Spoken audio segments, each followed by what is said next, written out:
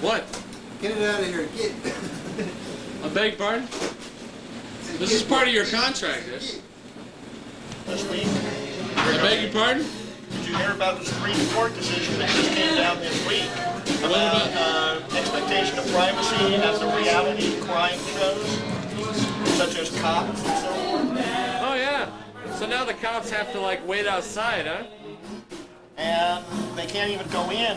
Previously what they did was go in and then have people sign releases.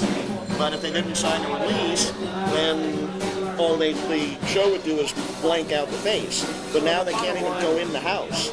You're not allowed to go in the house. Nope, not. I haven't read the decision yet, but that was my understanding is that they're not even allowed to go into the house. Well, you know, that's probably a good thing as far as the First Amendment is concerned. No, actually, it's Fourth Amendment. Well, whatever, you know, 1, 2. First Amendment would be freedom of speech, which would...